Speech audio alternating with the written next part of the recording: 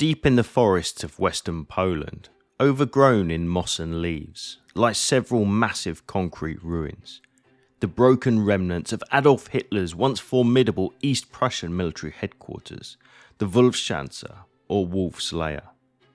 In the summer of 1944, this was the beating heart of the German war machine, engaged in an increasingly desperate struggle against the Allied powers. And it was here, on the 20th of July 1944, where a young German colonel, Claus von Stauffenberg, attempted the unthinkable, assassinating Adolf Hitler.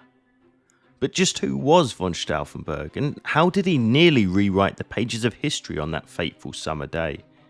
In this video, we'll take a deep dive to explore the people, the places, and the plots to kill the man at the centre of the German Reich. The quick German military successes of 1940 and 41 boosted Hitler's popularity in the armed forces sky high. Within months, most of Europe was under his iron grip, but by 1944, the noose was tightening on Nazi Germany from both east and west. For a small number of German officers, the prospect of losing the war meant drastic change was needed. For others, the systemic Nazi crimes against humanity proved unacceptable. In fairness, those officers weren't the first to come up with plots to assassinate Hitler. Ever since his rise to power, people have been willing to risk their lives to end his. In 1939, a German carpenter named Georg Elzer planned and carried out an astonishing assassination attempt that nearly wiped out the Nazi Party leadership. To commemorate the anniversary of the failed 1923 beer hall putsch, Hitler returned to Munich every year and regularly gave a speech at a beer hall.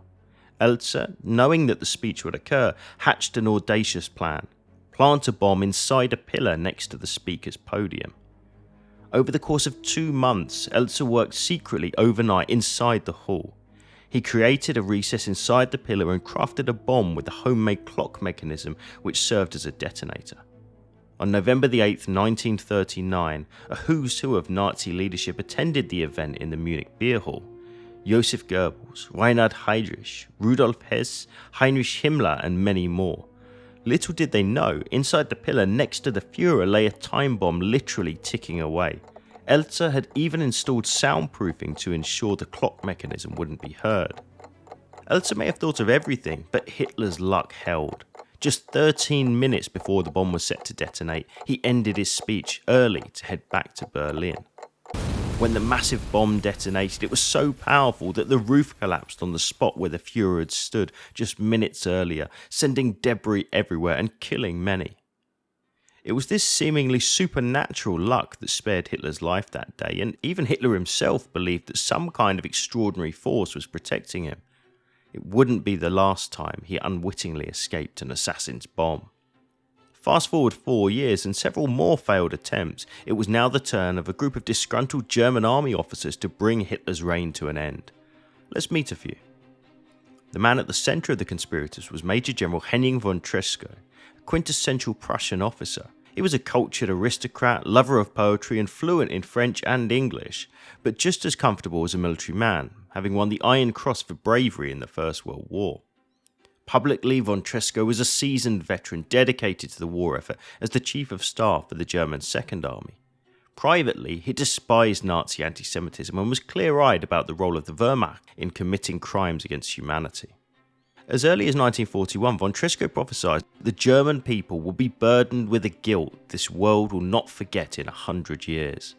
This guilt will not only fall on Hitler, Himmler, Goering and their comrades, but on you and me, your wife and mine, your children and mine, that woman crossing the street, and those children over there playing ball. Another early resistor who joined von Tresckow was General Erich Feldgebel, also a Prussian officer and a First World War veteran. Feldgebel shared Tresckow's convictions about Hitler. He was also one of the most well-placed members of the German resistance. Chief of the Wehrmacht communications, he had direct control over information coming in and out of Hitler's military headquarters, and was privy to the highest level secrets of Nazi Germany. Convinced that drastic action was needed to save Germany from Nazism, he began to build a network of like-minded resistors determined to assassinate Hitler, install a new German government, and end the war.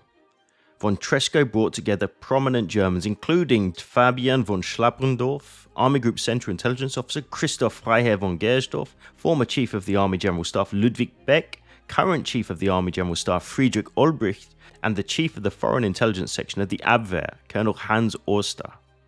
Prior to the famous July bomb plot, von Tresco and his co-conspirators had tried to blow up the Führer twice before. On March 13, 1943, Hitler climbed aboard a Focke-Wulf Condor transport aircraft to Rastenburg after a visit to Army Group Center headquarters at Smolensk. What he didn't know was that just before takeoff, von Schlabrendorf had dropped off a bomb disguised as a bottle of cognac. Just a moment earlier, he had set the fuse to explode in 30 minutes. The network's conspirators in Berlin waited with bated breath, expecting a code word that would confirm that the bomb had gone off and the Führer was dead. Hours went by with no such answer. Tension mounted. Surely they would have heard about the death of Hitler by now. Instead, they encountered the personal luck that seemed to follow Hitler throughout his life. The icy cold fuselage of the plane likely rendered the bomb inoperable. Von Schlabrendorf had no choice but to make a mad dash to Berlin, where he managed to grab the package, defuse the bomb, and replace it with real bottles of cognac before the plot was discovered. Hitler had dodged one bomb. Could he dodge another? The answer to that question came just days later on March 21st at an art exhibition in the heart of Berlin, right here in the Zeughaus courtyard on the famous Unter den Linden. When Hitler entered the exhibit, Abwehr intelligence officer Gersdorf was there to meet him. At the same moment, he pressed the detonator on another bomb set on a short timer. The Führer, however, in another stroke of unbelievable luck, happened to skip through the exhibit quickly before the bomb could explode. Gersdorf rushed into the bathroom to defuse it, and once again, Hitler had narrowly dodged death. By 1944, von Tresco's network was finding it more and more difficult to find an opening for a third assassination attempt.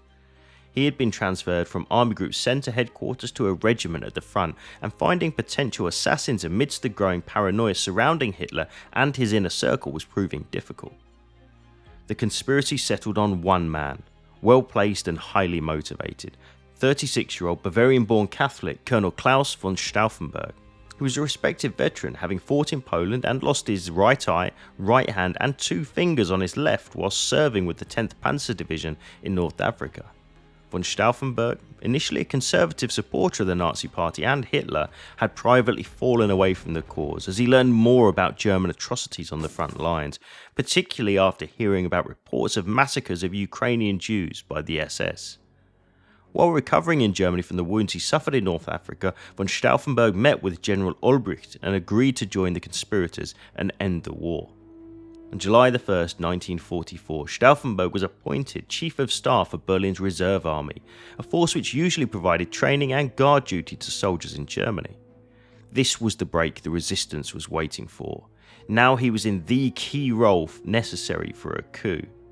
He had both access to Hitler during his briefings and access to the command structure for the Reserve Army in Berlin. Let's take a closer look at the complex plot. Stauffenberg would fly from Berlin to Hitler's East Prussian headquarters. There he would plant a briefcase bomb inside the conference room, which would surely kill the Führer in the confined concrete bunker.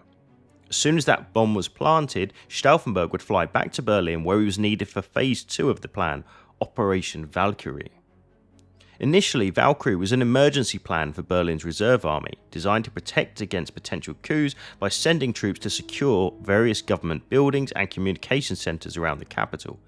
Now it would be used by the very coup plotters that it was designed to stop. Major General von Tresco had prepared a new version of the orders for the reserve army, which would effectively trick the army into arresting the leadership of the SS and armed forces in Berlin. When von Stauffenberg arrived in Berlin, he was to initiate these orders and make sure the Nazi leadership in the German capital wouldn't have a chance to resist. On a warm July evening at his home here in the prosperous Berlin suburb of Wannsee, Stauffenberg met with some of his co-conspirators. After an abortive attempt to launch the plan earlier in the month, a new date was set, July the 20th, 1944. Leaving Berlin on the morning of the coup, he headed south to this once bustling but now abandoned Luftwaffe airfield at Rangsdorf on the outskirts of the city. Seen here as it looks today, one can only imagine Stauffenberg's feelings as he took to the air, determined to change the course of history. By 10:15 that morning, Stauffenberg had landed here at Rastenburg airfield, from which he drove the 4 miles east to Hitler's Wolfsschanze headquarters. Today, the sprawling complex looks like a mysterious ruin buried in the forest. In 1944, however, it was a veritable fortress operating as the nerve centre for the German war effort. With modern technology, we can see the layout of the Wolfsschanze as it was on that fateful day. The complex, which covered some 6.5 square kilometres all told, had 3 security zones.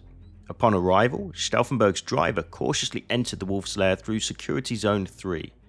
This outer zone, manned by personnel of the Führerbegleit, Hitler's personal bodyguard, under the command of Brigadeführer Rattenhuber, protected the perimeter of the headquarters and boasted layers of mines, guard towers, checkpoints and flak guns. The entire facility was camouflaged with heavy tree cover to protect from aerosol. Most of the buildings within the complex had roofs covered with soil, bushes and trees to provide additional natural camouflage and to help absorb the blast of any bombs which might land on them in the event of an air attack. Still visible today, the walls of these buildings were also camouflaged, covered with a mix of seagrass and green dye, along with an irregular plastic layering. The green colouring and natural looking texture of these walls created an appearance which let the buildings blend neatly into the thick Polish forest. Continuing deeper into the Wolfsschanze, Stauffenberg passed into Security Zone 2, which contained housing for government ministers as well as the barracks for the Reich Security Service and 2 details of 10 SS guards. It was their responsibility to ensure that any unwanted company was kept far away from the Führer. Finally, Stauffenberg arrived in the beating heart of the Wolfsschanze, Security Zone 1. This final zone contained Hitler's Führer bunker alongside bunkers built for the top leadership of Nazi Germany. In this inner zone, a second layer of barbed wire surrounded the 2-metre thick concrete bunkers. Separated from Reich Security Service, men from the SS Begleitkommando unit had the only weapons allowed in the zone.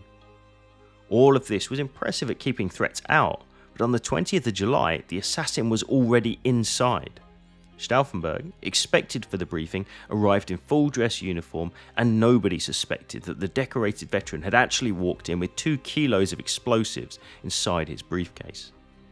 Stauffenberg met his trusted lieutenant in the bathroom where they hurriedly assembled the 2 explosives, not a simple task for a man missing 1 hand and several fingers. But, pressed for time, they only had the chance to set the charge on 1 and fatefully did not include the second in their briefcase. Stauffenberg quickly made his way into the briefing, held here in an above-ground conference room that Hitler preferred to the hot underground complex. Inside the room, Hitler stood at the centre of a long oak table, surrounded by the German military high command, including Field Marshal Keitel, Luftwaffe Chief of Staff Günther Korten, and Wehrmacht Chief of Staff Alfred Jodl. Stauffenberg was originally positioned to the right of Hitler because he was hard of hearing after years on the front lines. After sliding the briefcase bomb under the table next to the Führer, he excused himself to take a planned phone call arranged by General Feldwebel and began walking to a waiting car driven by his aide. At exactly 12:42 p.m, as Hitler was being briefed about the situation on the Eastern Front, an explosion ripped through the conference room, sending smoke, debris and people flying.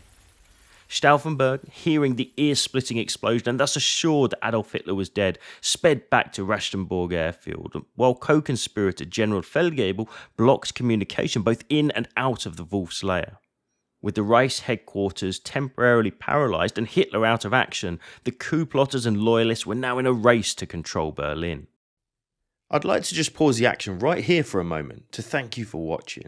If you enjoy content like this, whether you're at home or on the move, why not check out our groundbreaking new podcast, WW2 Both Sides of the Wire, where each week our expert hosts, Professor Matthias Strohn and Jesse Alexander, delve into many of the most fascinating episodes of World War II, with a focus on the story from both the Allied and Axis perspectives.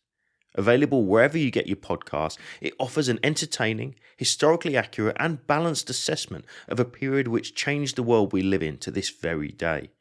Do check it out. I highly recommend it. So, back to the action. While Stauffenberg flew to Berlin to lead Operation Valkyrie, all hell had broken loose back in the Wolfsschanze. Hitler was bent over the table to examine a map when the bomb exploded, blowing out windows and doors, shattering the table and sending wooden splinters in all directions. Fire engulfed uniforms, furniture and walls as the 24 men in the room struggled to escape the burning wreckage, with ears ringing from the blast. Stenographer Heinrich Berger lay in a pool of blood, his legs blown off. Colonel Heinz Brandt had also had a leg blown off, while General Korten was mortally wounded by wood splinters. Hitler's Wehrmacht adjutant Major General Rudolf Schmundt had lost an eye and a leg, yet from the carnage and chaos 2 men stumbled out, shocked and slightly wounded but very much alive. Field Marshal Keitel and the Führer himself. The assassination had failed. Let's take a moment to look back at the conference room before the explosion to understand how Hitler survived that blast. The meeting was held above ground in a wooden structure. In this photo, we can clearly see how the force of the blast was able to escape outwards. If the meeting had been held in a concrete bunker as per usual, the force would have been deflected inwards off the walls. In addition, before the bomb went off, Colonel Brandt moved the briefcase behind the heavy wooden leg of the table, therefore shielding Hitler from the blast.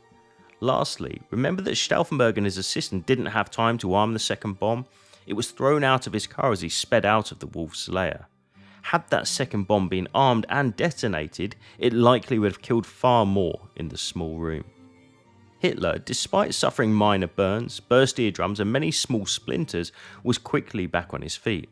By 2 p.m. he was already leading the discussion about who had tried to kill him, and the absence of Stauffenberg was already raising suspicions. Meanwhile, in this Berlin building complex known as the Bentler Block, Olbricht and his allies awaited Stauffenberg's arrival. These offices, today a museum exhibit, served as the headquarters for the coup in Berlin. After landing at Tempelhof Aerodrome at 3:15, Stauffenberg was delayed as his chauffeur had mistakenly waited at Rangsdorf Aerodrome some distance away. The coup was losing valuable time.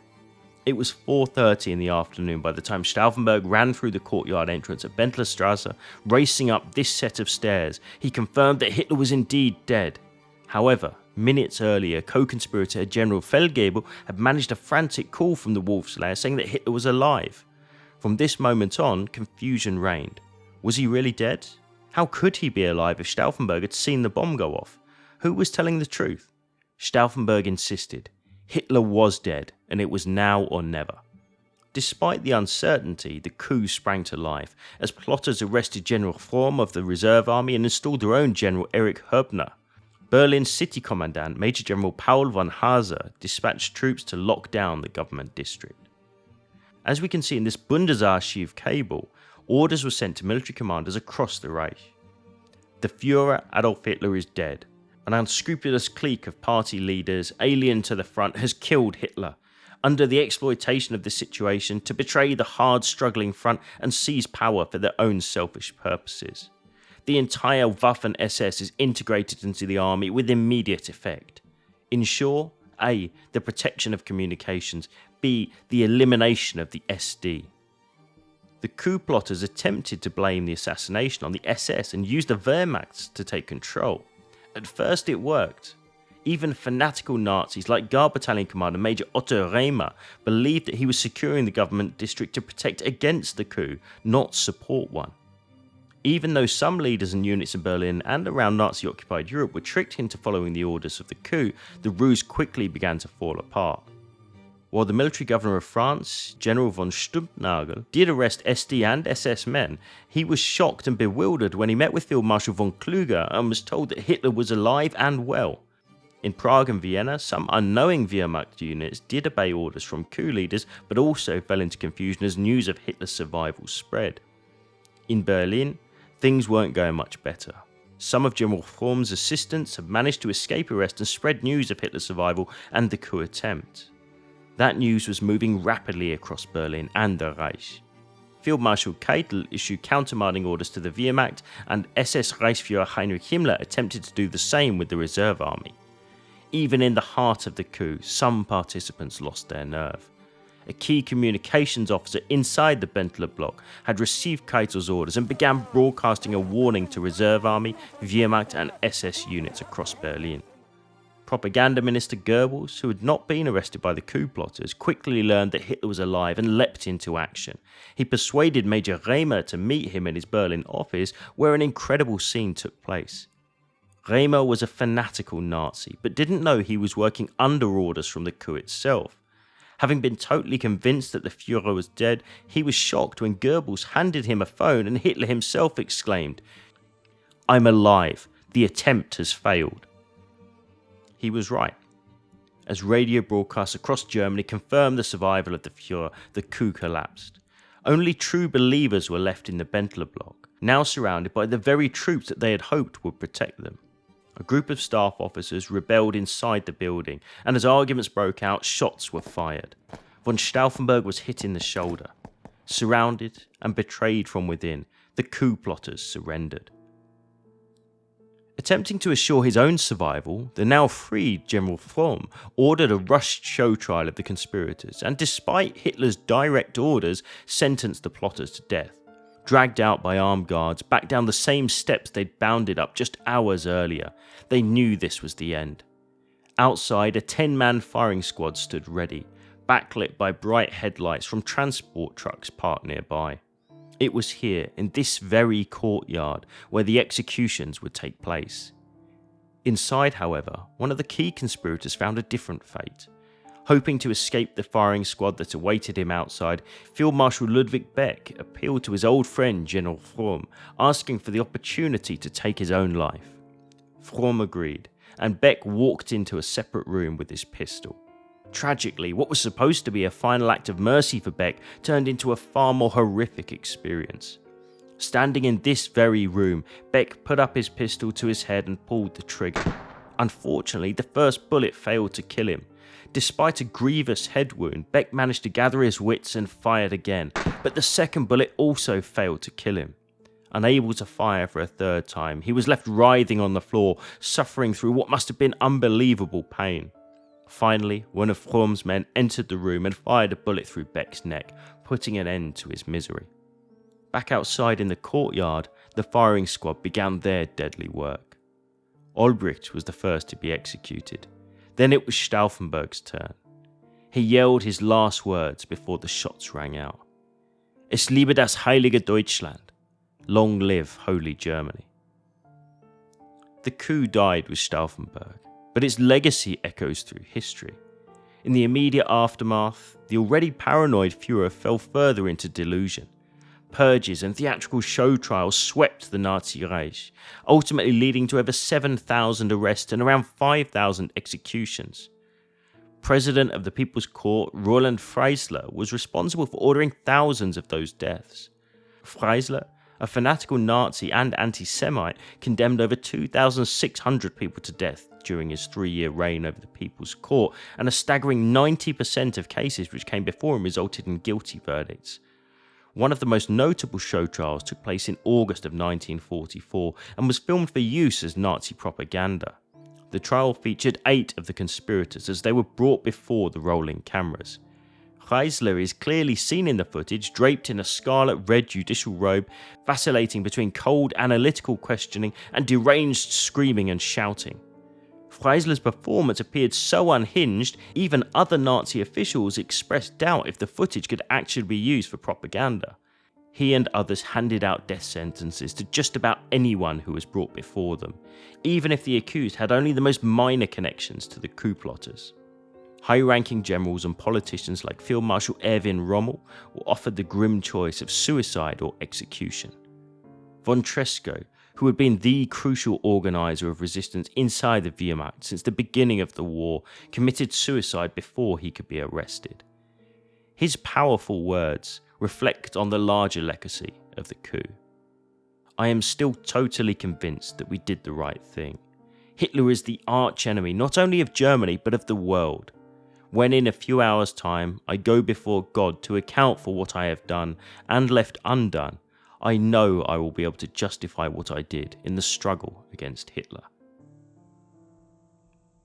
The 20th of July plotters, as they are now known, were a mixed group of true believers, disillusioned Nazis and opportunists, but their legacy of resistance lives on. Their bravery prompts us to ask one of the most famous what-if questions in history. What if they had succeeded in killing Hitler? Of course, that's a question that's left unanswered, but next time you're in Berlin, take a moment to visit the Bendler Block Memorial and reflect at the very site where the coup began and ended on July the 20th, 1944. Thanks for watching. If you enjoyed this video, why not check out our other content covering the Second World War right here on YouTube, and take a look at our video on Operation Chariot, the British commando raid in 1942, in which the explosives used in the July bomb plot were acquired. For those who want to support us to make more content just like this, you can do so at our Patreon link below. Finally, we want to shout out Michael and Ethan Adato for putting together the script and editorial for this documentary. That's all this time. We'll see you again soon.